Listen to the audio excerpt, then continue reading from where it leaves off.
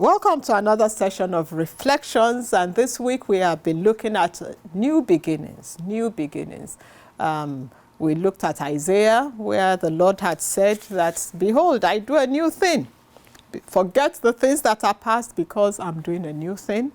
Isaiah 49 verse 13, and yesterday we did Jeremiah, not yesterday, 2 days ago, Jeremiah 29 verse 11, where the Lord assured us that he has good plans for us, plans to prosper us and not to harm us, plans to give us a future and a hope. And yesterday I talked to us about painful separations, and that sometimes we just need to take that very painful decision. And I'm still going to talk more about it today because I just feel very strongly there's somebody out there who needs to hear this and hear it again.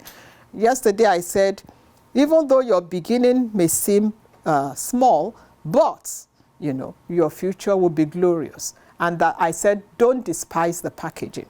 So today, I want to say to that person again who is listening to me, there are some painful separations that you need to make. There are some things you need to cut off immediately. I'm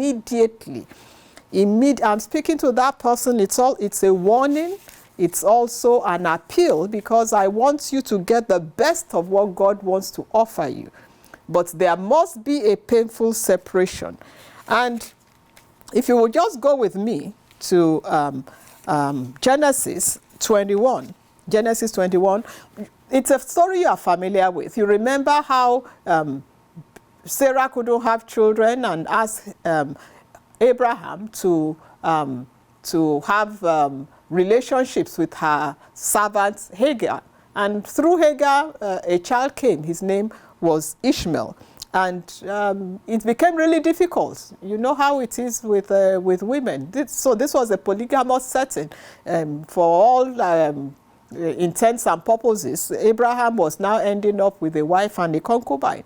And Sarah couldn't stand it. No woman can stand sharing her husband with another man. And no man can stand sharing his wife with another man. So no woman can stand sharing her husband with another woman, I beg your pardon. So it was a very, very contentious place in this home, and it became really bad. And Abraham said, I was minding my own business, Sarah, when you said I should have children by your servant Hagar. And he wanted to be difficult about it, and God spoke to Abraham. Listen to what God said. God said to Abraham, whatever Sarah, your wife, says, do it. Whatever Sarah says, no matter how painful it may be, you have to do it. I'm looking at Genesis chapter 21, and I'm looking at verse 12. God said to Abraham, don't be displeased because of the boy and because of the slave woman. Whatever Sarah says to you, do as she tells you. Because Sarah had told Abraham, cast out this woman with her son.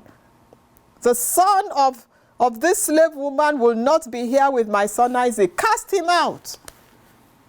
And Abraham was reluctant. Remember, Ishmael was Abraham's son. But God said, whatever Sarah says to you, do it. It was very painful. Very, very painful. But Abraham obeyed God. The key word for us today, if we are going to have a phenomenal year, is we must obey God. If God is going to do what he's saying he will do for all of you who are part of this Reflections family, you will have to obey God. And there's something about God. God is faithful.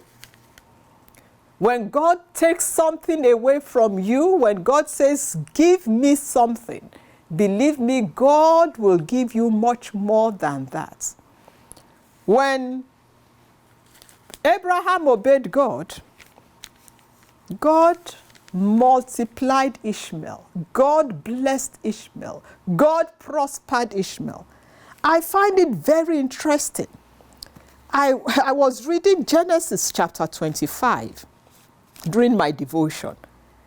And verse 12, Genesis 25 from verse 12, says, these are the generations of Ishmael, Abraham's son, whom Hagar the Egyptian, Sarah's servant, bore to Abraham. These are the names of the sons of Ishmael. And it went and mentioned 12 children. Ishmael ended up with 12 children. Remember? Israel has 12 tribes. Ishmael had 12 children. And when I was reading, what amazed me is this. I will read it to you. These are the names of the sons of Ishmael. Verse 6, so it mentions all their names, and then in verse 16 it says, these are the sons of Ishmael, and these are their names, by their towns, by their castles, 12 princes according to their nations. 12 princes with castles and nations. When you cut off that thing that God is asking you to cut off, you are going to be the better for it. And if you are thinking to yourself, oh, it's going to suffer, if it's a person or you are thinking that person will suffer, no, God is able to take care of business. God took care of Ishmael.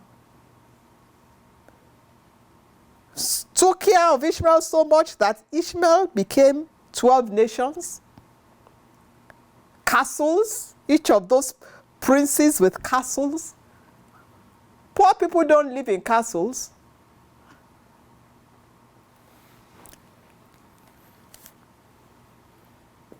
Today, do whatever God is asking you to do. He can take care of everything. Don't shortchange yourself. If Abraham had disobeyed, Ishmael would not have become 12 nations with princes, with castles. It's only 3 chapters from Genesis 21 to Genesis 25. See what God has done. And even then, in the life of Abraham himself and the life of Isaac, his son of promise, look at what God did. God has more than enough to go around.